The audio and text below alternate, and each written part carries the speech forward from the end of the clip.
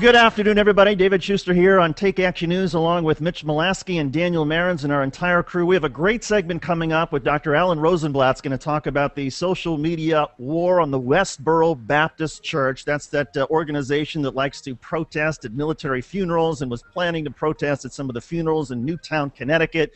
Somebody has turned on them, and this has been a fascinating story in social media. Alan Rosenblatt's going to join us in just a couple of minutes to talk about that.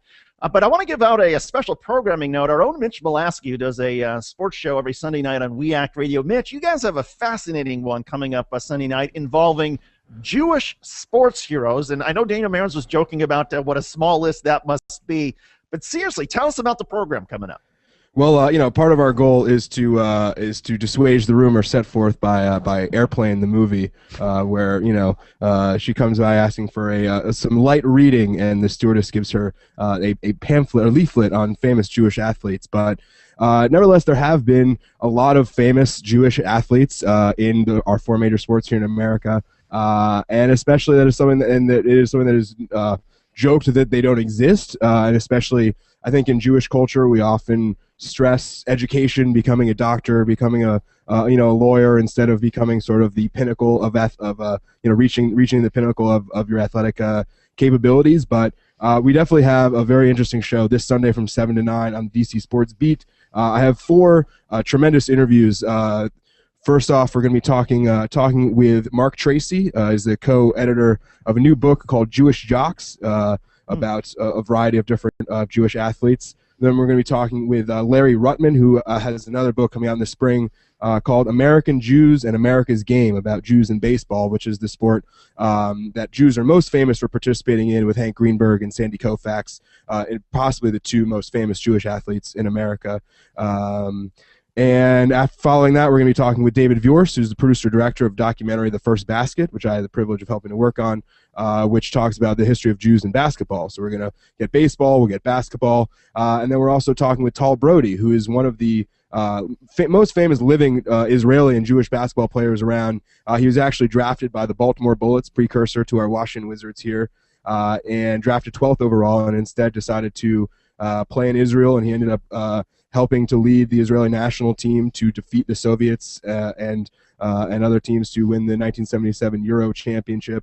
And he's a really fascinating person. He's really become an ambassador for Israel and for Jews and for basketball, and it's really fascinating. I mean, Israel itself has a very big basketball league, and we already pre-recorded this interview, so we'll talk about that and the Americans who travel to Israel, often with no clue about the country or the people whatsoever.